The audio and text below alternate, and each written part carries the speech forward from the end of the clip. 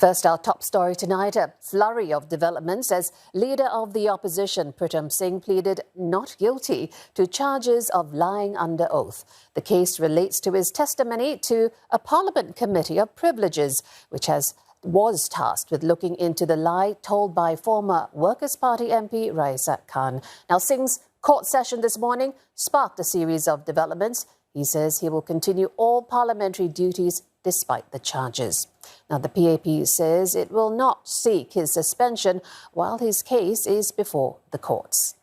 Pritam Singh's appearance at the state courts at 10:45 in the morning was greeted by a media scrum. Can you tell us more, please? I'll wait for my statement. Otherwise, everybody will fold up. He spoke briefly to reporters after arriving unaccompanied.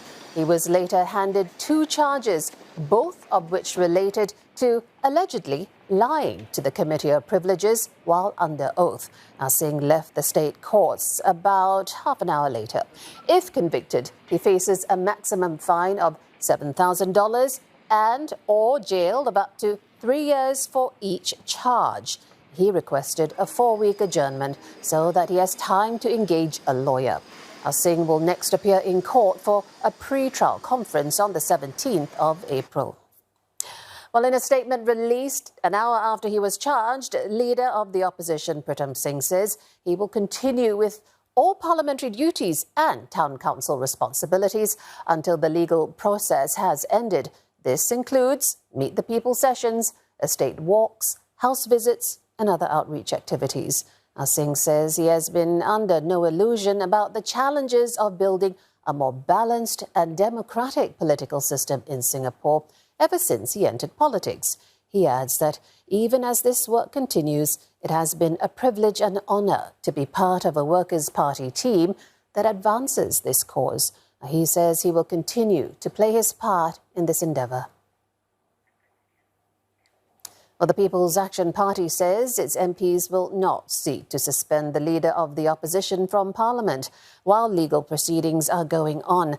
Its organising secretary, Grace Fu, says in a statement that this approach is in line with an earlier Parliament resolution to defer sanctions until after the issue is dealt with. She says Parliament must deal rigorously with any MP who has committed wrongdoing. But suspending an MP is a serious action that must be done in accordance with due process. She adds that Parliament should not prejudge the outcome of the proceedings. The PAP sent the statement after receiving what it described as queries on the matter. Now, the prosecution will ask the court to impose a fine for each of Pritam Singh's charges if he is convicted. The Attorney General's Chambers says this is based on the evidence presently available, and it adds it has informed Singh of this. Additionally, the AGC and police say Workers' Party MP Faizal Manap will not be charged for refusing to answer questions by the Committee of Privileges. He had earlier been referred for further investigations along with Singh. Now, the police have, however, issued Mr. Faisal an advisory. It's aiming at familiarising him with the expected conduct of MPs under the Parliament Privileges, Immunities and Powers Act.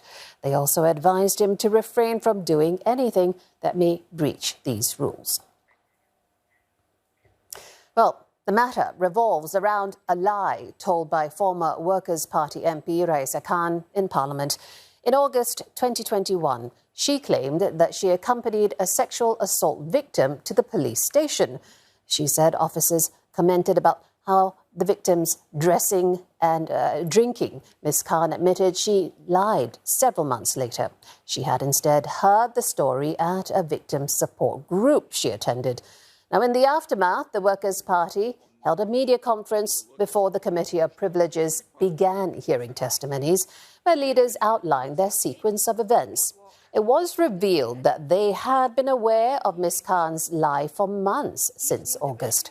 The WP announced it had formed a disciplinary panel to look into the matter in November. A Workers' Party chief, Pritam Singh, said that when leaders first found out about the lie in August, they pressed her to admit her mistake at the next Parliament sitting in September, but she didn't attend as she was ill. Now, in October, Ms. Khan stuck to her untruths, shocking the party. Singh said leaders again told her to set the record straight, and Ms. Khan agreed. Now, she did so at the very next Parliament sitting in November. The leader of the House, Indrani Raja, then raised a complaint for a breach of parliamentary privilege, which allows MPs to speak freely without fear of legal consequences.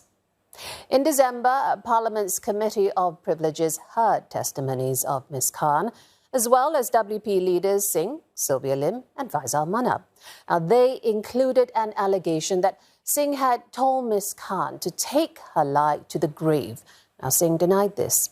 He later said Ms. Khan suffered from mental health issues, a claim that a psychiatrist debunked. In February 2022, the Privileges Committee recommended that Ms. Khan be fined $35,000 for her lies before the House.